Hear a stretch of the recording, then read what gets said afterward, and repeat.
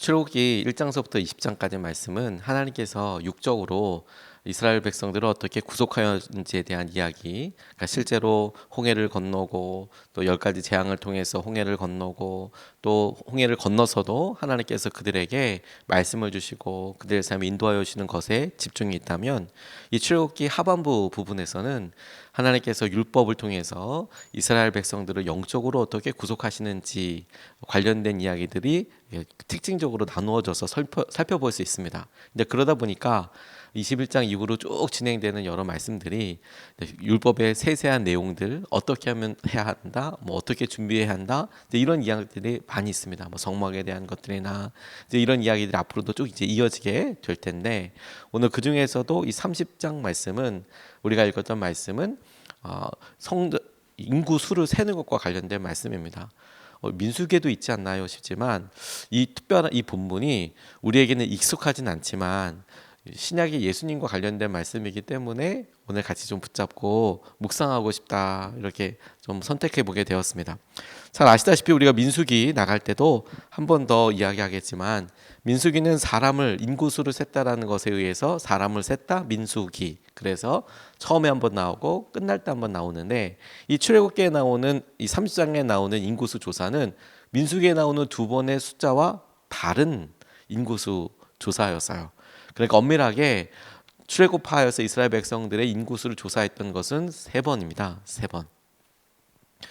그 중에 이 한 번은, 민수기에서 나오는 두 번은 전쟁에 나가서 싸울 사람, 장정을 세는 것에 있었다면, 이 출애굽기에 나오는 말씀은 성전 세와 관련된 그런 말씀이었어요.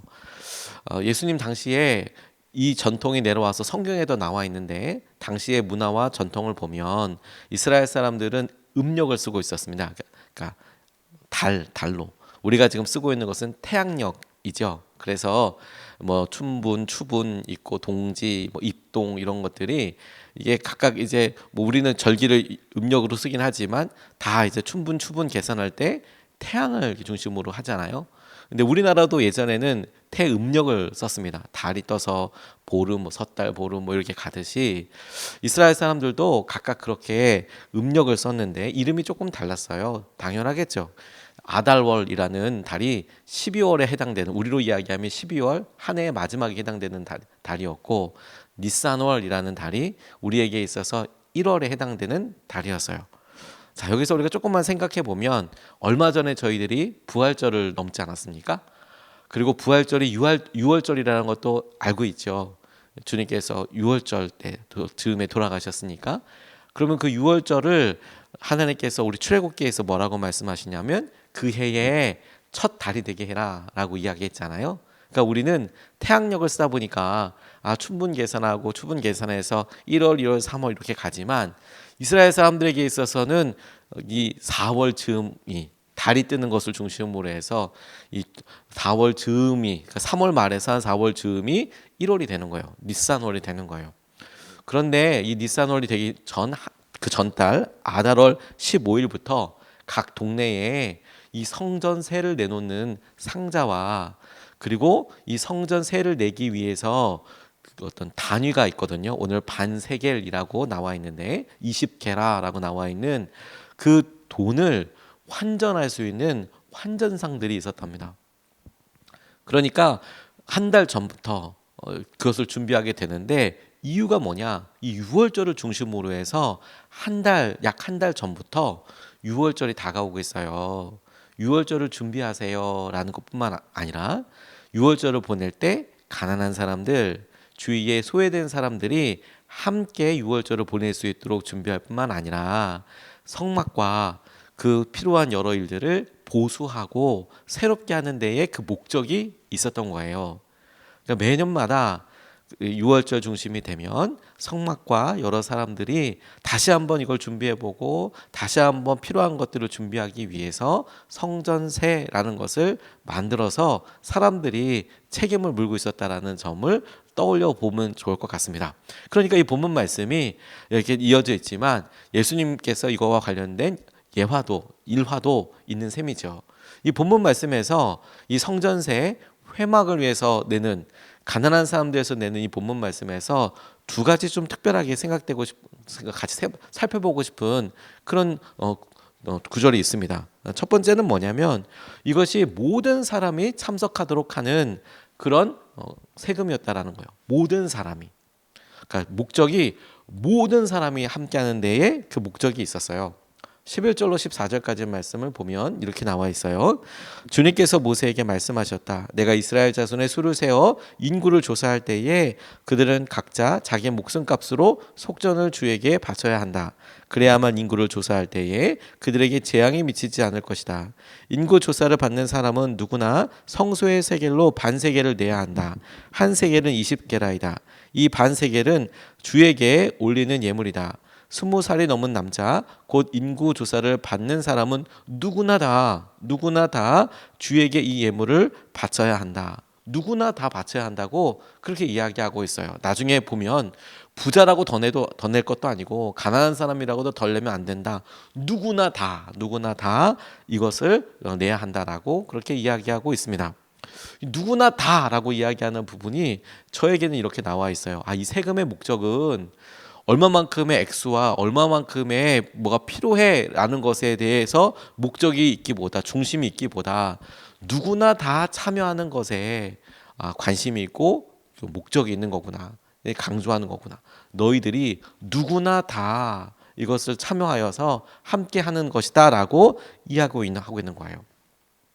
예수님도 이와 관련된 이야기를 성경에 이렇게 이야기하고 계세요. 베드로가 성전세 걷는 사람에게 이렇게 이야기하다가 성전세 왜 당신 스승은 예수님이죠.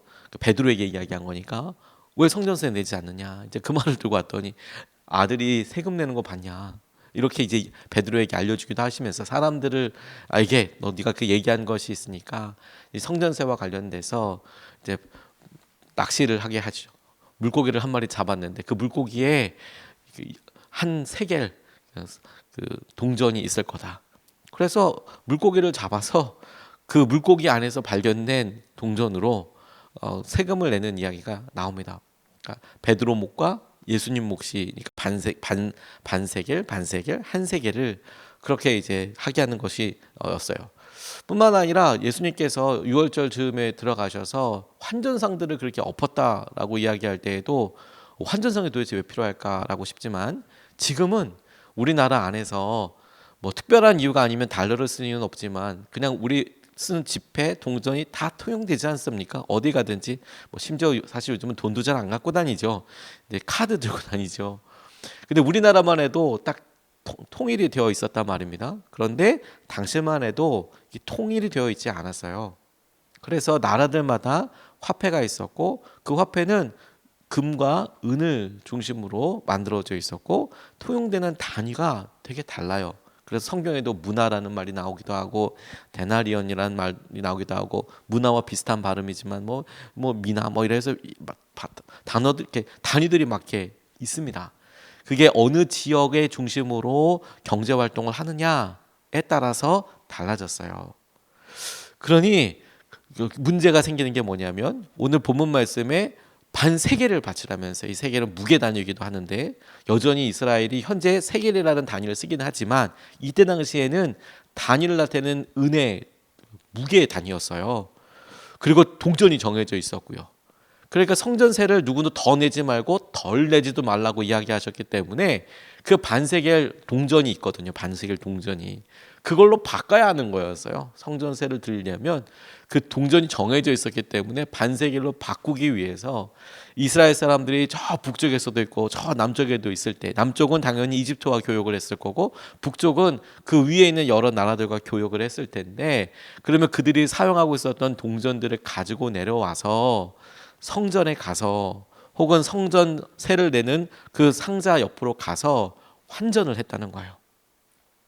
이 환전도 각 지방에 있을 때에는 아달월 15일서부터 만들어지지만 24일 정도가 되면 지방에 있는 성전세를 내는 그 상자는 사라지고 그 이후에는 성전에만 이 성전세를 내는 상자가 설치되기 때문에 환전하는 사람들도 그 전에는 한 10일 정도는 각 지방의 성전세 내는 옆에서 환전을 하고 그 이후에는 다 예루살렘으로 내려와서 성전 옆에서 환전을 하고 있었던 거예요.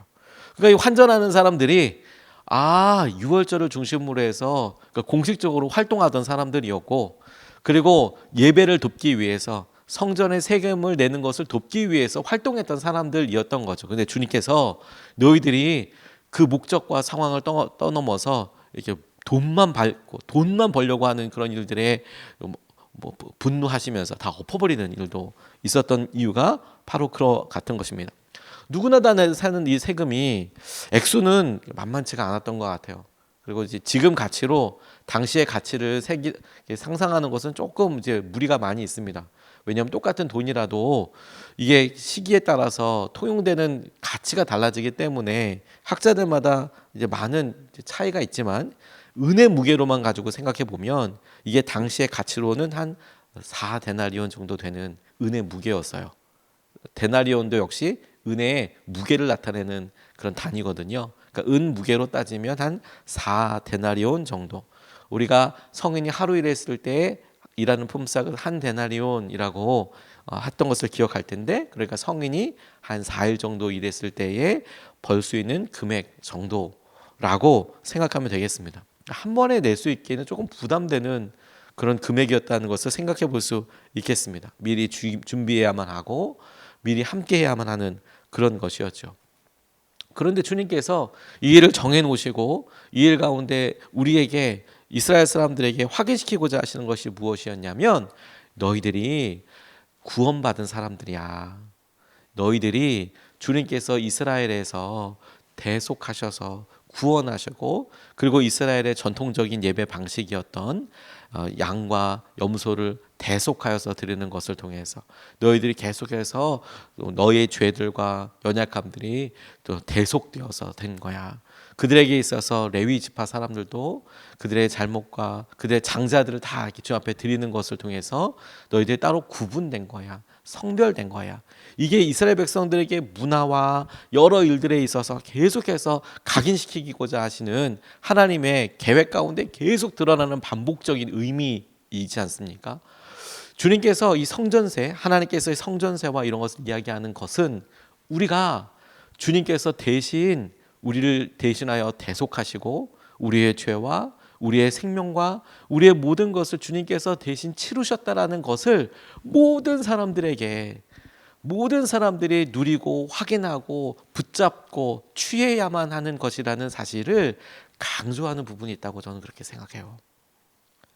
주님께서 우리를 대신하여서 대속하셨음을 기억해라.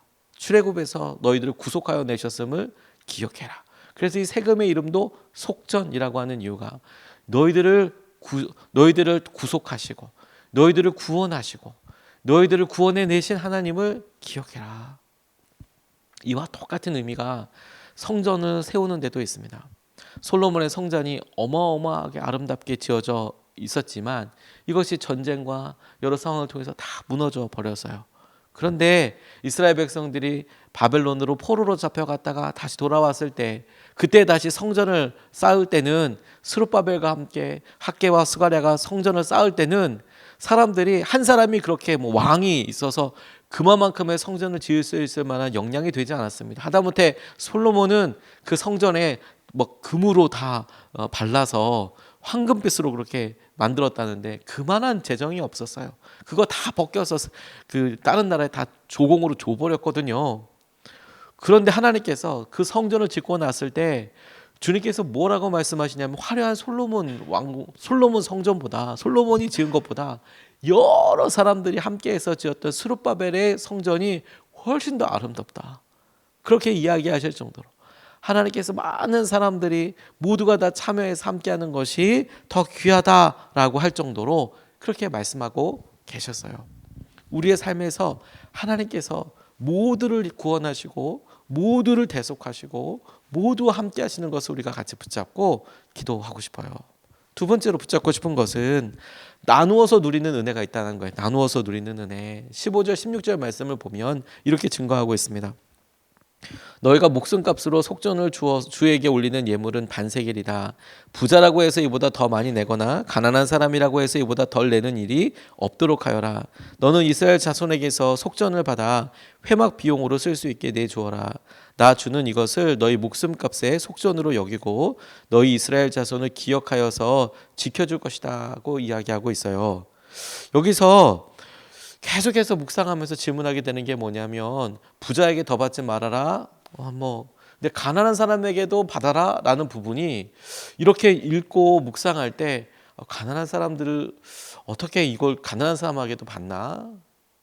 그런데 이게 왜 어떤 의미가 정신일까를 거듭거듭 질문해 보면 제게 이렇게 깨달아지게 됐어요. 이스라엘 백성들에게 주님께서 제물을 바치라고 이야기하다 보면, 그 제물을 바치는 것을 보면 한 지파를 이끄는 족장들이 드릴 때 암소를 드리고 소를 드리고, 그리고 그 다음으로 또 뭐 염소를 드리고, 이게 다 정해져 있는데, 정말 가난한 사람들이 하나님 앞에 와서 예배를 드릴 때에는 뭐 비둘기를 드리기도 하고, 그리고 곡식을 흔들어서 드리기도 하고, 정말 없으면 그런 예물을 각각 다르게 드리도록 레위기에 보면 쓰여져 있어요. 그 사람들의 형편에 맞춰서 드리라고 강조되어 있거든요. 모든 사람이 다 양을 바쳐 드려야 되고, 모든 사람이 다 엄청난 뭐 이런 예물을 드려야 된다고 이야기하고 있지 않습니다. 기본적으로 우리가 주님 앞에 예배하고 할 때는 그 사람의 형편에 맞게, 그 사람의 수준에 맞게 꼭 그렇게 해라라고 이야기하고 있어요. 그러니까 1년을 생각해보고 우리가 주님 앞에 예물을 드리거나 우리가 주님 앞에 하는 여러 일들을 생각해 볼 때, 그러면 자기의 재정 형편과 자기의 관계에 따라서 그 정도로 계속해서 하나님 앞에 예배 드리는 것을 하나님께서는 오히려 그렇게 하라고 이야기하고 계세요. 근데 1년에 한 번 드리는 이것에 대해서는 왜 그럴까라고 질문해 보다 보니까, 가난한 사람에게도 어려운 사람에게도 이것이 다른 가난한 사람들 돕기 위한 헌금이고, 이것이 성막의 여러 활동과 유월절을 지키기 위한 세금이라고 한다고 생각해 볼 때, 가난하지만 다른 가난한 사람들, 아니 하나님을 위해서 나눌 때에만 누리는 은혜가 있다라는 사실을 모든 사람들에게 강조하고 있는 부분이라고 그렇게 붙잡게 됐어요. 모든 사람에게 똑같이 하라고 이야기할 때, 심지어 가난한 사람에게도 그렇게 하는 이유가 너무 힘들지 않느냐라고 생각하는 면도 있게 보다가, 그게 아니라 가난해도 나누어서 누릴 수 있는 은혜가 있구나. 한 공동체, 그리고 주님께서 나에게도 이루어지는 은혜, 약속하신 은혜, 그것을 누리고 보게 되는 은혜와 기쁨이 있겠구나. 그래서 주님은 성경은 이것을 목숨값 속전이라고 이야기하고, 가난한 사람이라고 해도 그렇게 하라, 이것을 붙잡게 됐어요. 가난한 사람도 다른 사람을 도와서 누리는 은혜와, 가난한 사람도 본인이 그렇게 함으로써 누리는 우리의 정체성과 우리의 마음의 자존감과 우리의 마음의 여러 일들을 함께 할 수 있는 은혜가 그곳에 있다라는 거예요. 희년이 되면 사람들에게 자기에게 벌었던 것들은, 자기가 취했던 것들은 다 나눠줘라. 또는 신년이 될 때까지 어떤 사람들은 어려워서 자기의 땅을 팔고, 자기의 심지어 자기의 육신을 팔고 하는 모든 일들이 있어도 돌려줘라. 이렇게 이야기할 때 여러분, 왜 어떻게 그와 같은 일을 할 수 있나? 주님께서 누릴 때, 나눌 때 누리는 은혜가 있기 때문이거든요. 부자들이 자기가 다 벌었는데 그걸 어떻게 다시 0점으로 돌려서 처음에 가나안 땅에 들어왔을 때처럼 땅을 다 나눠주고 나면, 그럼 어떻게 사나? 그 무슨 기쁨인가 싶지만, 하나님께서 가지고 계시고 이스라엘 백성들에게 계속 훈련시키고 각인시키고자 하시는 것은 무엇이냐면, 얻어서 누리는 은혜만 있는 게 아니라 나누어서 누릴 때 누리는 은혜가 놀랍다라는 거예요. 그래서 내가 너무 가난하였지만 희년이 되어서 사람들이 이렇게 얻게 되어서, 그래 여기서 하는 채워지는, 다시 살게 되는, 다시 주는 기회가 너무 기쁘고 큰 은혜이겠지요. 그런데 그 사람들에게만 기쁨이 아니라 부유한 사람들에게도 그것을 나누어서, 부유한 사람들도 그렇게 나누어서 누리게 되는 은혜가 있기 때문에 희년을 모든 사람들이 지키라고 그렇게 말씀하신 거예요. 제가 이와 같은 일들을 필리핀의 깜댕 공동체에서 경험해 본 적이 있어요. 그곳에 처음에 갔을 때 이 깜덴이라는 곳은 한 사람이 살고 있는 집, 큰 대저택 같은 집 경계를 중심으로 해서 세워진 빈민촌입니다. 어느 정도 그 집이 크냐? 집 안에 골프장이 있대요. 그 골프장이 그 18홀인가? 뭐 그렇다고 그러지 않습니까? 근데 집에 골프장이 있대요. 그러면 그 집은 도대체 얼마나 큰 겁니까? 예전에 저희들은 수영장 있으면, 예전도 아니죠. 지금도 그렇죠. 집에 수영장 있다고 하면 와, 되게 큰 집인가 보다, 단독주택 이렇게 싶지만, 집에 농구장 있다 그러면 벌써 사이즈가 달라지잖아요. 근데 집에 골프장 있다 그러면 이건 도대체 얼마나 큰 거예요? 골프장을 생각해 보면. 근데 집에 골프장이 있는데 그 담벼락 중심으로 해서 빈민촌이 쫙 있는 거예요. 거기에 사람들이 하루에 1달러를 벌지 못하는 사람들이 있었답니다. 1달러. 거기서 홍성우 선생님 들어가셔서 처음에 예배 드리는 거 하는데 사람들이 식용주 나눠주고 밀가루 나눠주니까 처음에 오다가 이거 도저히 아니겠다. 그거 안 나눠준다고 했더니 사람들이 다 떠나더래요.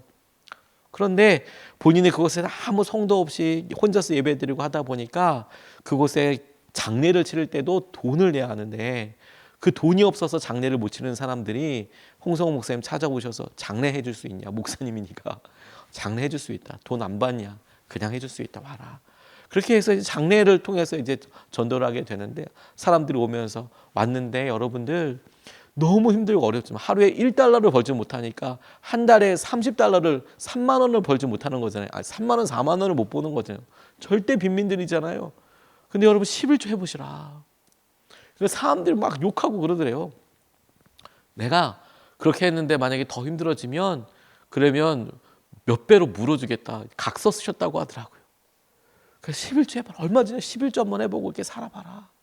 그래서 그렇게 했더니 하나님께서 뭐 더 놀라운 은혜와 역사하심을 보게 주셨다라는 부분들도 중요하지만 그렇게 모여진 돈으로 재정으로 뭘 했나 했더니 그 깜된 공동체에서 더 어렵고 힘든 사람들 있잖아요. 그 헌금 모아서 그 사람들에게 쌀 팔아서 나눠주고 그리고 그렇게 쌀 팔아서 나눠주고 전도하고 생각하고 있고 기도하고 있고 방문하고 있고 그랬던 깜된 공동체에서 점점 사람들이 더 모아지게 많아지게 된 것을 통해서 제가 나중에 너무 놀랐던 것은 한국에 있는 저 경남 쪽에 있는 지체 장애자들을 위한 공동체에 후원금을 내고 있다고 이야기하더라고요. 그러면서 뭐라 설명하시는지 아십니까? 한국에서 계속해서 여러분들이 후원받고 돈으로 이렇게 받고 이런 사람들이 아니고 여러분들도 여러분들이 동경하고 하는 한국의 어려운 사람들을 위해서 후원하는 사람들이라고. 와, 제가 그 얘기 듣고 진짜 참으로 확 끼얹었던 느낌이었어요. 그렇구나. 도와서 나눠서 누리는 놀라운 은혜가 있는 거구나. 나누어서 누리게 되는 놀라운 축복이 있는 거구나. 저희 교회도 어려운 분 교회들 이런 데 나눠서 주시는 은혜와 나눌 때 일어나게 되는 오병이어의 기적이 있거든요. 그것을 우리의 삶에 누리도록 주님께서 이끌어 주시고 붙잡아 주시는 도전이라 이렇게 붙잡게 됐어요. 오늘 우리가 이것을 붙잡고 우리 삶에 나누고 나누어도 모자라지 아니하는 주님의 은혜의 채우심을 경험할 수 있으면 좋겠습니다. 두 가지 말씀을 같이 나눴습니다. 첫 번째, 모든 사람들이 함께하는 것. 우리가 주님께서 우리를 대속하시고 우리가 주님께서 우리를 생명을 대신 지불하시고 살리시고 주님께서 애굽에서 장자들을 다 도만하실 때 그 대신에 우리를 살리시고 이끌어 주셨던 이런 속전 살리시는 생명을 오늘 우리가 경험하고 있는 거구나. 두 번째, 나누어서 누리게 되는 은혜가 있는 거구나. 이것을 붙잡고 두 번 나눠서 같이 기도하겠습니다. 첫 번째로 주님, 우리가 함께 교회를 공동체를 세워가게 하여 달라고 오늘 부흥을 허락하여 달라고 좀 같이 기도하고 싶어요.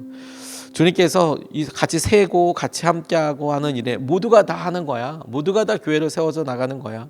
모두가 다 함께하는 거야 라고 이야기할 때 하나님, 우리가 주님께서 우리를 피로 사시고 우리를 이끌어 주시고 인도하여 주신 것에 대한 은혜를 기억하고 그 은혜를 주님께서 주시는 귀한 마음과 새롭게 우리를 하시고 우리를 채우시고 이끌어 주시는 은혜로 오늘을 살아가게 하여 주십시오. 주님, 우리 함께 그래서 우리에게 허락하신 이 교회와 공동체를 함께 세워가고 함께 부흥을 위해서 기도하게 하여 주시고 또 부흥을 우리에게 허락하여 주십시오. 우리가 첫 번째로 같이 함께 기도하시겠습니다.